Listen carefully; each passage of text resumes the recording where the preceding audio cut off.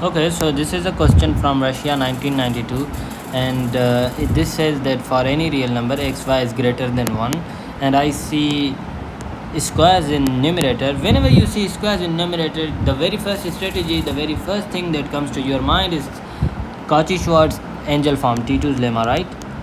So this is what the very first thing that should come to your mind, and I will hope I will assume that you know T2's lemma, because I'll just solve the question, okay, using that. So it says that xy is greater than 1, which means we are eligible to use T2's lemma here. Okay, so let's just use T2's lemma here. So let's just call it LHS will be greater than x plus y whole square, and then x plus y minus 2, right?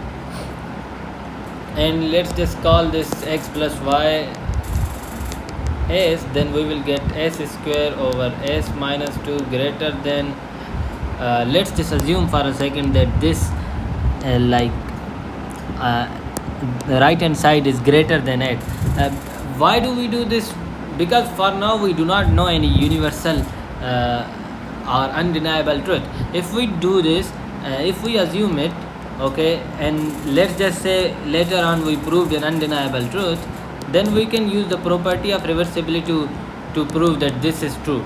Since this will be true, we can say that LHS is greater than s square s minus 2, therefore it will be greater than 8. Let's just prove how.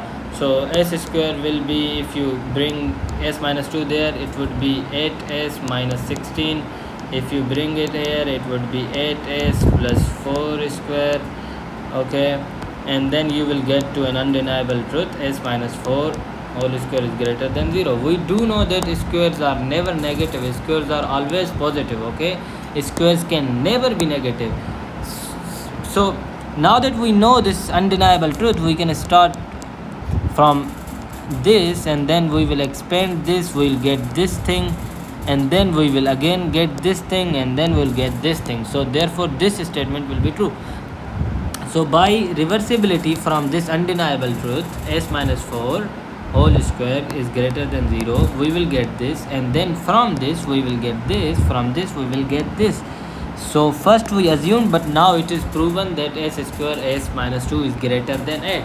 Okay, since this is greater than 8, and we know that LHS is greater than s square s minus 2, and s square s minus 2 is greater than 8, therefore LHS is definitely greater than 8. That's what question wanted us to prove, and hence it is proved.